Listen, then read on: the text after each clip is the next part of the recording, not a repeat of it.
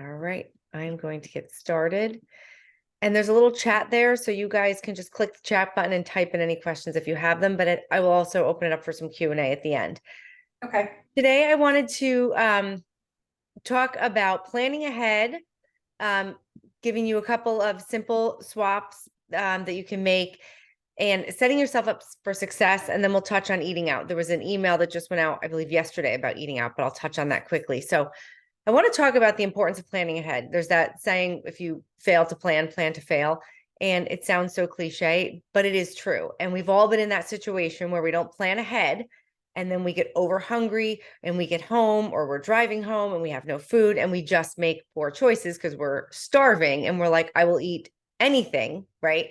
That's even closely available. So planning ahead is huge because then you don't get stuck without food. You don't allow yourself to get over hungry because that's where we make poor choices. We're tired, especially the end of the day, right? It's like most people have been working all day or taking care of kids all day or whatever they're doing, and they're just spent. It's like we've already have decision fatigue, right? Because we've had to make so many decisions for the day. So we're just like, I'm done making decisions and there's no food. So I'm going to go to McDonald's or whatever it is, right?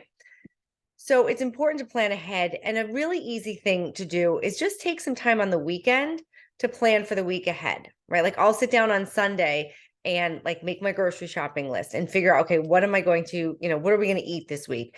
Even if it's tonight, my kids got these, I make these chicken sandwiches. I buy these organic chicken patties. I put them on a hamburger bun.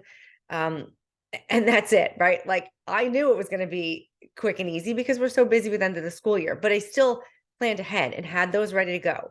So plan ahead, take some time on the weekend, do your grocery shopping so you have everything that you need on hand.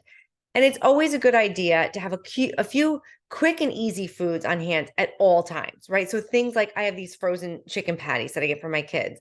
I always try to keep some frozen shrimp in the freezer or chicken cutlets. I always have chicken or turkey burgers in the freezer. Having like some sort of sliced cold cut, like I have ham or turkey, right? Having eggs, even a frozen burrito, or I always have some frozen vegetables in the freezer because just in case, I run out of fresh or they go bad, I always have a bag of frozen vegetables as some sort of backup. Have some sort of backup. And there are some things on that Trader Joe's list. If you have a Trader Joe's near you, if not, you can find comparable things. Also, things like protein bars and shakes, prepackaged trail mix snacks, Greek yogurt, string cheese, beef jerky, things that you can just quick grab, right? I always have like grapes washed in my fridge. Not a balanced meal, but there are times that I'm starving.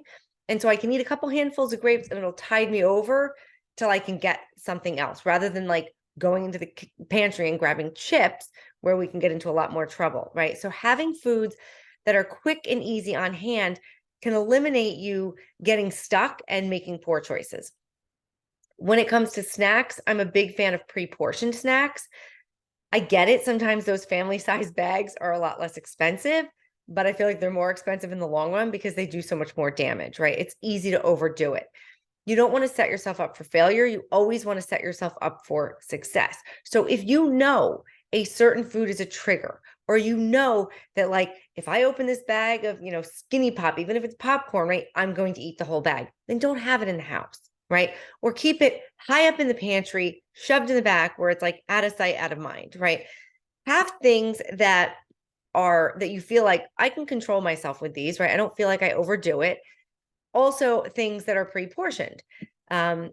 So if you're somebody who, if you have a gallon of ice cream in your fridge, like a gallon of ice cream is going down, or at least a good portion of it, have ice cream bars, right? So knowing your weaknesses, it's not that you can't have certain things, but don't set yourself up for failure.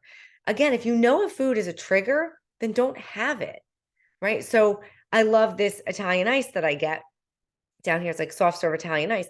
And I used to go and I'd get a quart and I'm like, well, I'll get a quart and then I'll have it for the week. And I'd eat the quart in a day. Like I was like, okay, this is not working. So now it's like, I have to get the small and that's it. So that's where you set yourself up for success, is not having things. And we like to tell ourselves, no, I need more willpower. I can do it. I can do it. But again, know your limits, right? And maybe at some point you can control it. But if certain things are things that you can't eat in moderation, then just don't have them. Don't set yourself up for failure. And if you have kids, do not say, oh, I need it for my kids, because they don't need a lot of that stuff. Okay. So, or buy your kids snacks that don't tempt you or you don't love. All right. So plan ahead.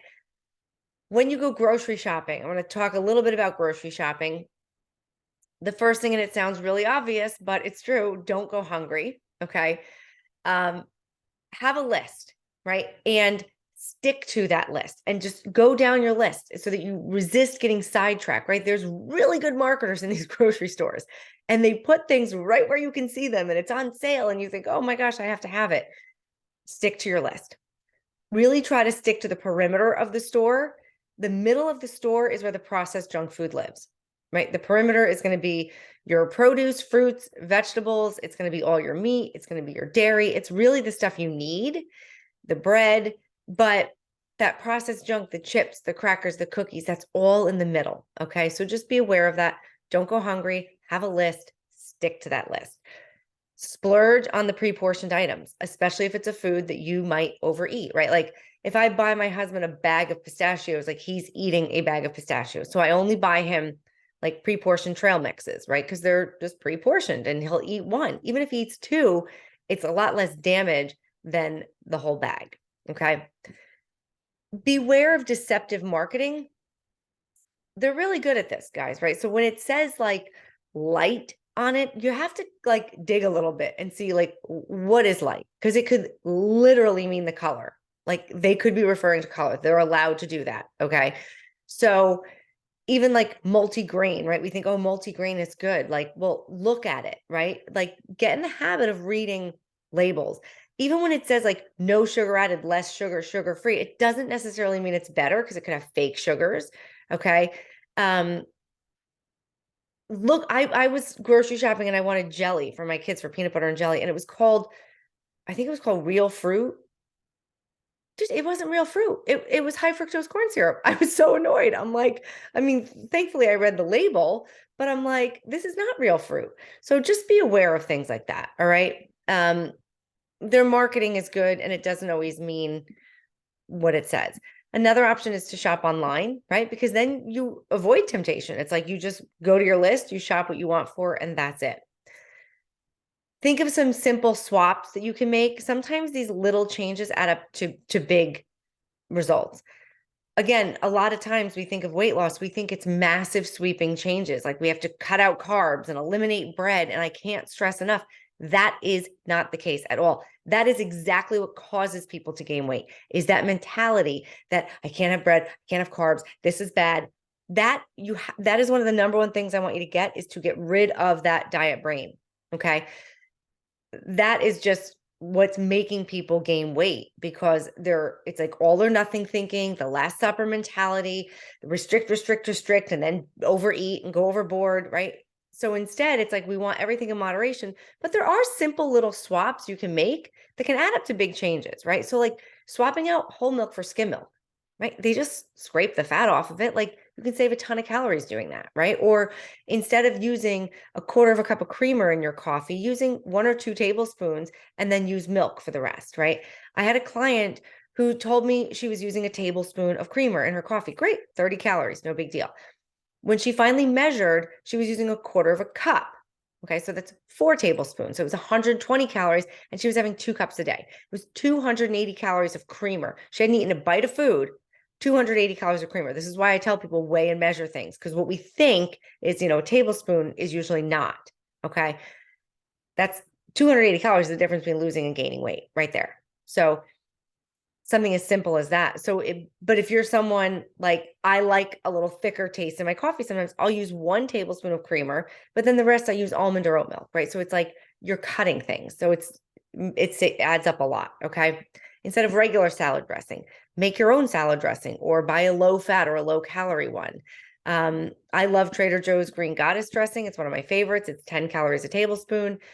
But I also make my own, and I just follow recipes for, like, I'll do like an apple cider vinaigrette, a balsamic vinaigrette. I just leave the oil out, or I just use a pinch of oil. Where they're calling for a half a cup, I'm like, again, olive oil is a healthy oil. It's a good fat, but it's 120 calories in 1 tablespoon. So when it's calling for a half a cup of oil, now I know you're not putting all of that on your salad, but a half a cup is what, 960 calories, and you haven't even had like, you haven't eaten a bite of food. So I'll just make my dressing and I'll add like a tablespoon of olive oil. So I get some good healthy fats, but not 900 calories worth. So you can make your own dressing and just leave the oil out or use less. When I follow recipes and it calls for a quarter of a cup of oil, and when I look through the recipe, I'm like, this is just to saute my garlic. I'll use a teaspoon. Like, these things add up. And again, olive oil is a great oil. It's a healthy fat, but it adds up quickly. So those are the things you really want to watch, like olive oil, creamer, peanut butter, nuts, is making sure you're using the right amount or using less. You can eat rice cauliflower, right? Like I've told you, I love Trader Joe's Asian style rice cauliflower. It's one of my favorites. That's a great swap. Like, you get a ton of it for very few calories. Make your own pizzas, right? Instead of doing pizza on crust, you can buy like, I like the Joseph's Lavash, or you can use pita or English muffins. And then it's fun, right? Like, it could be like, let's make our own pizzas. You can put whatever you want on it. Instead of mashed potatoes, do mashed cauliflower. I make this for my kids and they love it. And I steam the cauliflower, drain all the water, and I put it in my food processor with garlic powder and salt. That's it. I didn't use butter. I didn't use milk. That's it. So you can do something like that, mashed cauliflower instead of cauliflower. Instead of frying foods, obviously try baking, broiling, grilling, and be aware of how much oil you use. Instead of like regular meatballs, try turkey meatballs or make your own. And be careful when you're making your own, like, tacos, meatloaf, turkey burgers, etc. Make sure you're using the lean turkey. Everybody thinks that 93% lean turkey is so great. It's the same as beef. It's 170 calories and 8 grams of fat. Whereas the 99% lean is 120 calories and 1 gram of fat. Right? So that's a big difference. So the turkey burgers that I gave you are so flavorful, you don't need that fat. But keep that in mind, right? We think, oh, it's 93% lean, but you want to try to stick to like the 99%. Instead of regular cheese, do lower fat versions. Instead of regular yogurt, lower fat. Little simple tricks. Instead of, 2 or 3 eggs for breakfast, do 1 egg and 2 or 3 egg whites. You can do as many egg whites as you want. The egg white is all the protein. It's got 17 calories, no fat, and it's all protein. The fat and cholesterol is in the yolk. So if you do 1 egg, you get the taste of an egg, but then you get the protein of however many egg whites you want to add. Okay, so these little things can add up. So keep all of this in mind when you're grocery shopping. So eating out, I sent you an email. You did get information on that. Hopefully you all read that, but I just want to go over it quickly.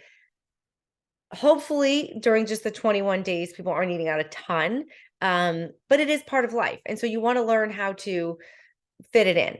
Now, if it's a celebration, if it's like your birthday or your anniversary, if it's like a rare occasion, go enjoy yourself. Don't even think about it and just get back on track the next day.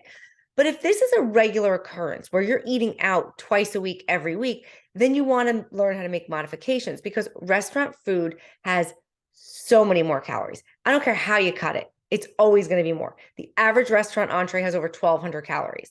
So, and that's just the entree. So again, if it's a celebration or if it's a rare occasion, by all means, just go all out, enjoy yourself. Don't think twice. But if this is something you do often, you want to be able to navigate it a little bit better. So one of the number one things I do is I always check out the menu beforehand, right? Oh, I mean, I'm vegetarian, so I want to make sure they have something for me to eat, first of all, but this is helpful for anybody. When you look at the menu beforehand, you can figure out what you want before you get there, because when you get there, sometimes you're hungry, you're rushed, and then you're just like, I don't know, and you make poor decisions, right? So it's like, by choosing beforehand, you can just relax, enjoy the ambiance, enjoy the conversation. You're not stressing over a menu. You're like, I already know what I'm getting, right? And you avoid the temptation, and you're less likely to be rushed and make an unhealthy choice. So look at the menu beforehand and have a good idea of what you want, or at least have a couple of choices, okay?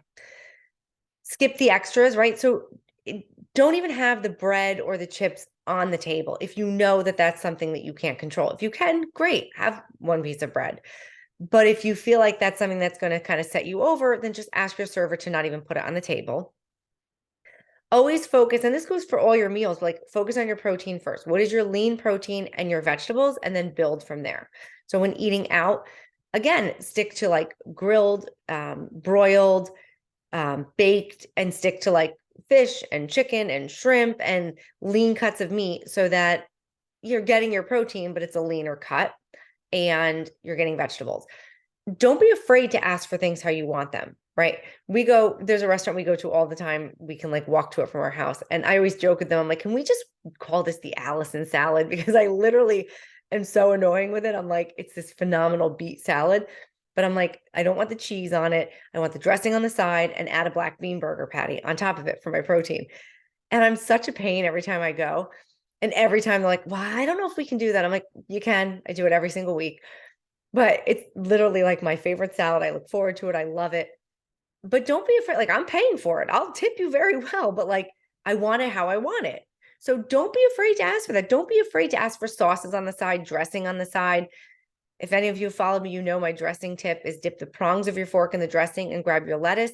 You will be shocked how little dressing you use, and you get dressing on every single bite. I get like the little, it's probably about a quarter of a cup container they put on the side, and it doesn't even look like I barely touch it. And I have dressing on every single bite. So restaurants will accommodate you, right? People have food allergies. They have to. So don't be afraid to ask, like, you're paying for it. So also make sure you're balancing things out, right? Like if you're like, I just really want the French fries, get the French fries, but maybe have the grilled chicken with the French fries. If you really want the burger, then maybe get the side salad or the vegetable instead of the French fries, so that you're balancing it out, right? Or maybe you skip the mayo and you just put mustard on it. Find ways you can make it a little bit better. Another thing you can do is just eat half. And the best thing to do is, as soon as it comes to you, cut it in half and ask them to take it away. Because if it's in front of you, we know we get tempted and we eat more of it, right? This happens when I go to dinner with my husband and like one of my kids won't finish something. I'm like, oh, good, I'll wrap this up. He can eat it tomorrow. And before I know it, my husband's eaten it. I'm like, because it's there. So if you have them take it away, you can maybe you have a favorite meal and it's like, it's a little heavier, but you love it. Great, get that, but cut it in half. Now you have a meal for tomorrow and you did half the calories of what you normally would have. Okay. Or share with people. You can do things like order 2 appetizers instead of an appetizer and an entree if you can't choose, right? Or order an appetizer and share an entree. Find ways you can make it better. If you're drinking alcohol, obviously stick to the lower calorie things like wine spritzers, light beer. If you're going to do a mixer, try to avoid the fruity concoctions because they can have up to 500-600 calories when you start adding in all these juices. So try to stick to lower calories for that. The goal is, when you're going out to eat, it's to be better. In all of this, the goal is to be better, not perfect, because that perfection, again, is what sets us up for failure, because it's impossible, right? It's an impossible goal. So you'll never be perfect. So just try to be better. And when you make small changes consistently, that's where the big changes come, right? I talked about this last week. Too many of us have this mindset that when we want to lose weight, it's like we have to make a massive change. It's like, I have to cut out carbs. I can only eat it this time. I can't eat it this time. I can't do this. It's not realistic and it's not sustainable. So we don't stick with it. And then we go off and we're like, well, screw it. I might as well just eat everything and I'll start over. But if you're just focusing on small changes, right? Eating more vegetables, eating enough lean protein, trying to get 100 grams of protein a day, drinking more water, sleeping 7 to 9 hours a night, lifting weights, getting your steps in, putting sauces and dressings and all this stuff on the side when you eat out, or eating half of what you normally eat when you go out. These little changes are going to add up to the massive results. And they're all easy, realistic things you can do, right? So pick 1 or 2 and stick with it, get good at it, and then add another one. This is how you set yourself up for success. And one of the other things I want to talk about is, I put up a post on Monday asking you guys to post your wins. And I was so happy. I saw some really great wins. It was awesome. And I want you guys to keep focusing on that. Focus on non-scale victories, non-scale wins, right? Because one of the things we focus on with weight loss is the scale. And I get it, right? People want to see the scale go down. It's one of the measures, but it's one measure. And we can't get too caught up in the scale, because the scale is going to fluctuate. Again, diet culture has us believing we should be losing 2 pounds every single week. And that's not the fact. It's not going to happen. I'm telling you right now, there are so many variables that affect weight loss. The scale could go up because you're bloated, because you ate too much sodium last night, or because it's a certain time of the month, or it's really humid outside and your body's holding onto water, or you lifted heavy weights yesterday and your body is repairing the muscle. Your weight could be down because you're dehydrated. There's so many variables. And so the scale is just one tool, which is why I had you take your measurements and take a picture. But I also want you to focus on non-scale victories, right? Like, are you eating more vegetables every day? Are you drinking about 100 ounces of water a day? Are you getting 100 grams of protein in a day? Are you getting your sleep in? Are you making better choices? These are all non-scale victories that you want to focus on, because the scale, again, is one measure, and you don't want to feel like your success is tied up in the number on the scale. The scale could stay the same and you could get smaller, right? A pound is a pound, but a pound of muscle is much smaller than a pound of fat. And so if you lose, 2 pounds of fat and gain 2 pounds of muscle, the scale will not budge, but you will look different. Your clothes will fit different. Your inches will be different.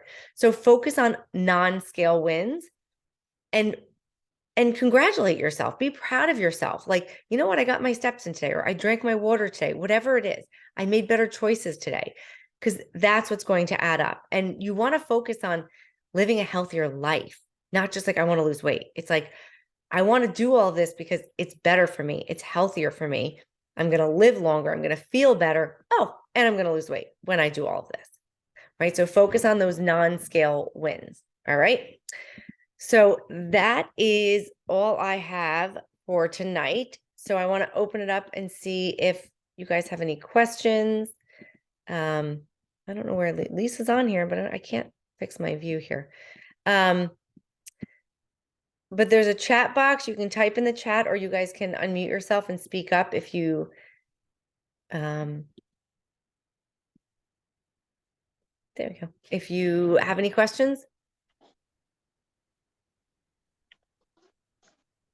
Oh, you're muted, Judy. Just unmute yourself. No, I said I'm good. Lisa, do you have any questions? No, I think I'm good. I know that's not very convincing, is it? No. And I'm here, so if you have questions, ask me. Yeah, no, I know I'm going to struggle this week because my husband's away, and you guys will laugh at me, but I know you don't like to cook either. But since I don't cook, my neighbor actually brings me meals for dinner every night. How sweet is that? Yeah, so they're very sweet, but he loves to cook, and he, even before, like, his portions were always like 3 and 4 portions, not 1 portion. But he's a really good cook too, so you like want that stuff. So I'm trying to be good, and like you said, like, just portion out on my plate for tonight, or for each night, what I want to eat, and then I have some more for lunch. But I know it's not easy, because he also like brought me like 4 muffins yesterday. Can you be honest with him and say, listen, I'm trying to eat healthier and drop a few pounds. I appreciate it. We told him in advance. So Okay. it's been 2 nights so far. He definitely lean proteins. So Yeah. a nice pork chop, no fat on it, Nice. no bone. Filet mignon tonight. Oh my gosh. You have a great neighbor. Yeah. Well, I think my husband pays for the groceries. Oh, that's awesome though. Yeah, but yeah. So you can always freeze things, right? If they haven't been frozen before, like you said, you can eat them for lunch, but also be careful of, like, sometimes we get in this mindset of like, I know it's going to be a bad week. And I know it sounds silly, but like, what we speak becomes our reality. Mm-hmm. So you can do this, right? It's like, I'm going to have healthy meals. Like, you have lots of dogs, don't you? Your dog would love filet mignon if there's tons of leftovers, or Oh keep yeah. it in the fridge. If you don't eat something today, it doesn't go bad. Like, Yeah. I keep food in the fridge for days, and I purposely overcook, because I'm like, I'm not cooking 5 days at all. I'm like, I purposely, when I cook, I'm like, this is for the next 2 to 3 days, boys. So I hope you liked it. So when your husband gets back, it could be there, or you could eat it the next day. Yeah. So neither night did I finish the whole piece of meat. I cut it. I have some of the pork chop. I did not have it today for lunch, but there was there's there's enough left for a lunch meal. I cut part of the fillet off. Not sure what I'm going to do with what I saved yet. The dogs actually sounds like a really good idea because I'm not a I know huge you love steak your dog, so I person. mean, feeding your dogs filet mignon, some people might think that's crazy, but you know, they would probably love you for it. It's a really good training treat. I mean, it is one of the leanest cuts of meat, so that's good. Yeah, so like I know like so that was good. So I think he did hear us, but Good. he doesn't have good portions, and he probably is using oils and things like Right. that I won't necessarily know how much he used or what he Right. used. So even if I'm cutting back on my portions, I might still be getting more calories than I'm thinking or knowing. And that was what I meant about it's going to Right. be a hard week. Not that I won't do the right things with what I have, but Right. So what about, can you like maybe be a little bit cleaner for breakfast? Like things like that.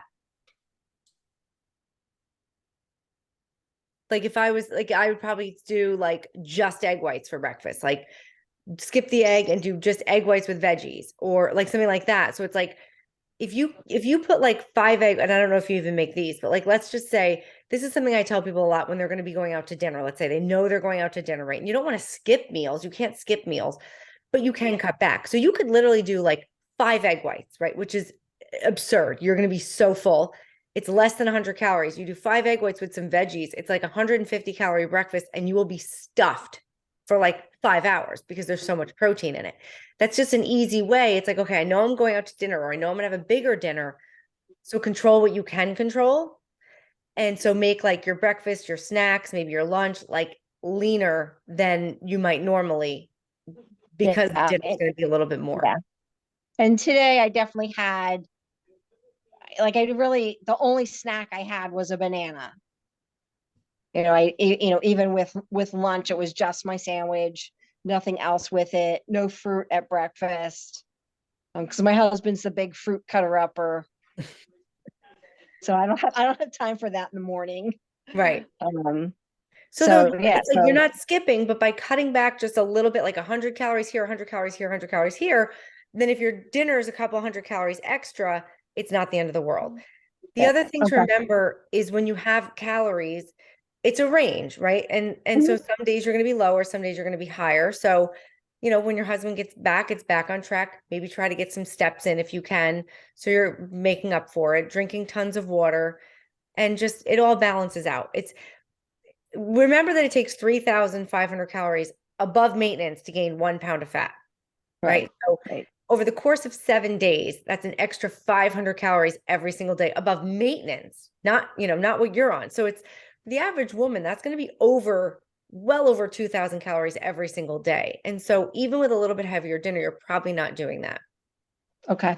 Yeah, I mean, and I was good. I still lost weight on vacation, and we Good. went out to eat a couple times, not every night, but a couple of nights. See, so it's So, possible, right? It's yeah. because you're making changes and you're doing better, right, than you would have. It's not about cutting back. It's like, great, that's awesome. Your neighbor makes you food, eat that, eat out, but make some better choices, cut back where you can, right? And it all fits in. And because you want this to be realistic, right? You don't want to finish this and then be like, it's over, right? It's not a diet. It's not, there's no start date, no end date. It's a lifestyle, and it's learning how to eat out, how to fit things in, how to balance and say like, okay, I'm gonna have a heavier dinner, let's have a lighter breakfast, or vice versa. And just figuring it out. Okay. All right. You got this. You have me on Voxer, so if you have questions, just message me. Okay. Oh, And I put your recipe in there, Lisa, Okay. Thank you. and it's under the name you sent me, so it should be in there. Okay. So Okay. Allison, yes. is anybody else having the problem that I'm having with the app, deleting yes. things? I emailed the company. They're updating it. I sent them kind of a nasty email, but I was like so mad. It happens every day, constantly. They Wait. said that, so they messaged me back 2 days ago, and they said within 5 to 7 days, it was totally getting updated. It was going to be better, and that we'd be very happy. So I'm going to stay on top of them. Okay, because then my question was, if I delete the app, will everything that I had saved be gone? Like if I No, did, no, I'll double check with them, but I don't think so because I can still see it. I could probably still see it on my end even. So like your It's- measurements and stuff won't, but I okay, will double yeah, check. no, with I them. just didn't want all my saved meals and all that to be gone. Right. If Yeah, I'll you're message just them. Well, you don't want your deleting- measurements and stuff gone. Yeah, if you're just deleting the app off of your device, you've just deleted the app, your account hasn't been deleted. So Right. all the information should be stored in your account. Okay, well, I'll give it a few more days and see if they update it, and then if like I said, it happens several times a day. I'm sorry. That's so frustrating. No, it's just frustrating, you know, like I'll put in my snack and then I'll go to put in my dinner and the snack disappears. Yeah. Oh, that's You know, if weird. I was the only one that it's happening to. One other I- person told me that was happening. Okay, I've that had was- my favorite meals disappear, but not anything that I've actually put in my no, it's log. only happening when I log each day. Yeah, my log's been fine. Okay, well then I'll give it a few more days and see what happens. Okay. All right. Sounds good. All right. All right, ladies. Have a great night. Thanks. Reach out if you have Thank you. questions. I'm here. Okay, thank you. Bye. Bye. Bye.